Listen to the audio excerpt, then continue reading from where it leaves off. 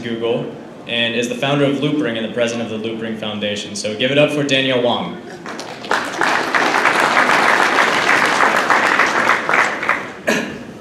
Thank you. Good afternoon. My name is Daniel Wang. I came from the Loopring Foundation. And today I'm going to give you a very short introduction to Loopring protocol.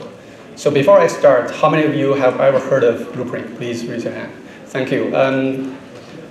Wow. So what is Loopring? Loopring is a protocol for building decentralized token exchange. But unlike a lot of other projects, we are not a platform. We are not an exchange per se. We are a set of data standards, a set of rules that have been encoded into a smart contract. And we are also a set of software that build around this smart contract. So altogether, it provides a solution for you, the developer, to set up your own decentralized exchange. And you have this option, you have this option to run a decentralized exchange by yourself. You can go solo, and you can choose to be part of our decentralized exchange network. I will talk about that later. Okay. So Loopring was initially designed to solve the problems that centralized exchanges have and cannot solve. Namely, lack of security. This means that when you put your money on top of on the centralized exchange, you are going to have a lot of risks. That includes, the owner of the exchange run away with your money, right? Or the owner got kidnapped.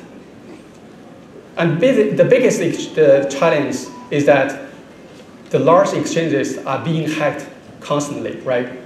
And I have this belief, these exchanges, no matter how successful they seem to be, one day or another, they will be hacked. It's not a question of if, it's a question of when they are going to be hacked. Lack of transparency. The operators or the owners of the centralized exchange, they are sometimes incentivized to take advantage of their own access to all the data, to maybe manipulate the market price for their own benefit, right? I'm not saying that they are going to do that, but they can. I think that's the problem. Lack of liquidity. You know how many exchanges we have, centralized ones? Over 100, maybe hundreds, right? And in order to get access to the liquidity, you need to register an account on each of them, right? And you have to do deposit. And sometimes it takes hours, sometimes it takes days, right? It depends on their manpower. It also depends on the blockchain, the volume of the transactions. So Loopring wants to enable people to trade trustlessly, meaning that you only have to trust the open source tool of the project. You can also trade in an anonymous way, meaning that you don't have to register, you don't have to go through KYC. You only need a private key, and that's your key to decentralized exchange. And of course, all your assets are under your own control. So there's nobody that can have any access to your crypto assets. But is it only for people that this protocol is designed for? Probably not. We're also thinking about robots, or something we call smart agents. Actually, I personally envision a future. There's something we call cyber economy, where smart agents are powered by artificial intelligence. They not only have digital IDs, they have this sense of ownership. They own their body parts, they own their operating system, their algorithms, and they provide service to get crypto tokens to upgrade their body parts operating system to evolve. And eventually they are going to do business with human beings, and they also will do business with each other, right? This is not sci-fi. If you thought about this future, I suggest you check out some sci-fi movie made 20 years ago, and you will say, this director is not a visionary, So never underestimate the impact that new technology will have over our lifestyle or the overall economy. So these smart agents will think, they will own, and they will trade. How do they trade? I think Loopring, we can say this. Loopring is also designed for the future exchange of values for the cyber economy. With all this said, how exactly does Loopring work, right? We have these fancy stories, but do we have the solutions? So Loopring enables everyone to trade, to submit orders by signing their orders using their own private key. And these orders are going to be broadcasted into a permissioned blockchain system or network, or consortium blockchain network. So every node in this permissioned blockchain is going to have access to each and every order. And you can also run a software called a relay. This relay is going to consume all the orders they detected inside the blocks of this permissioned blockchain. And they are going to build a local database of orders, or order book, right? And this order book will have almost all the orders inside this permissioned blockchain. The relay has a feature we call ring mining. Basically, it's a process of finding tradable orders. And once these tradable orders are found, they can be put into something we call a ring, an order ring. The ring is actually a payload of a Ethereum or NEO transaction to the public blockchain, right? This public blockchain can be Ethereum, can be any blockchain that runs smart contract. So as a developer, as a decentralized exchange operator, you can choose to run only the wallet. And you will become like a mobile app wallet, right? You may want to do some advertisement for income. You don't have to run the rest of this network, because you can allow users to choose which relay node or which blockchain node their orders are going to submit it to, right? You can also run the wallet, the relay, without running this consortium blockchain. Then you go solo. You are a decentralized exchange. You are not going to share liquidity with other DEX. But we think it's a better idea for a decentralized exchange to join another group, to share liquidity, to combine together. They have a better competitive advantage. Of course, there's a permission. That means somebody is going to control who is going to be accepted as a member of this blockchain, right? But since all the software are open sourced, you can set up your own, very own blockchain for sharing orders.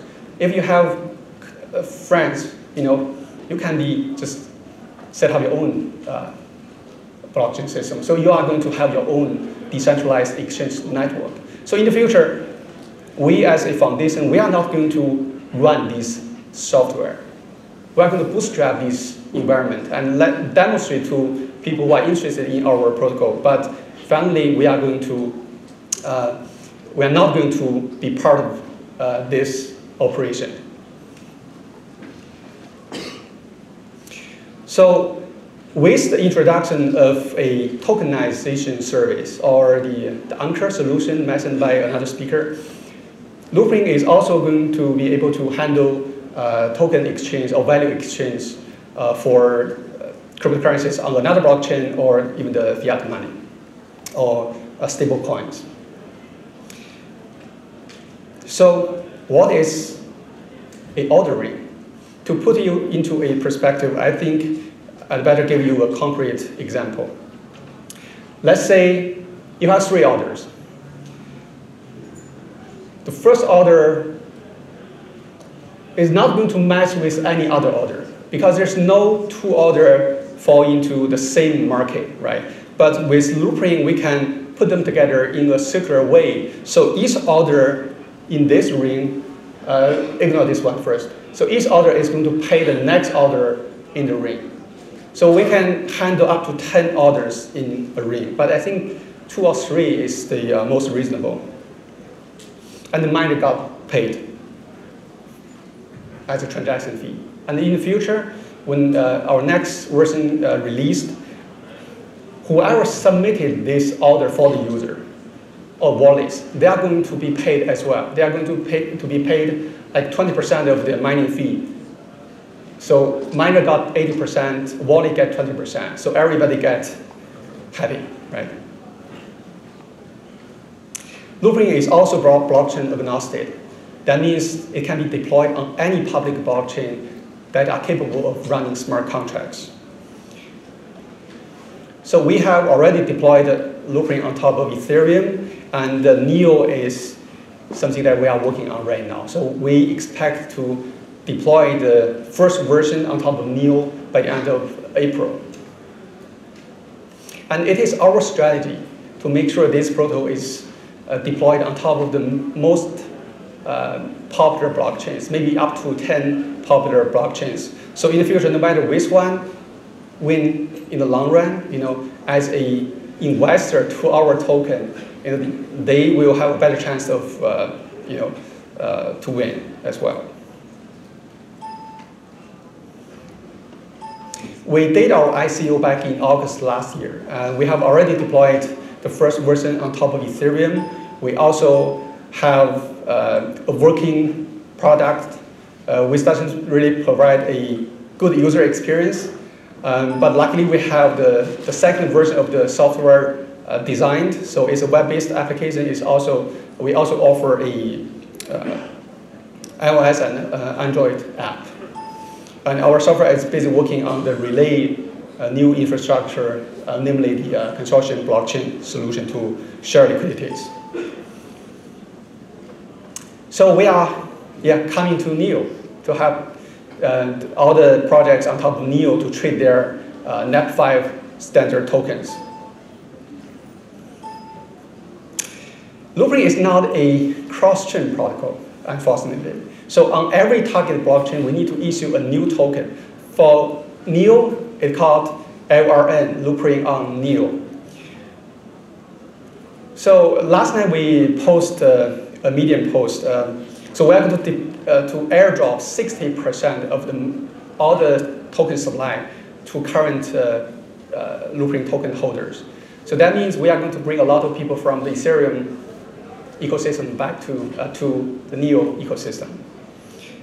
So that's all about Loopring. I think Loopring is very easy to understand because it is very simple. It has a very targeted problem. We have a solid solution.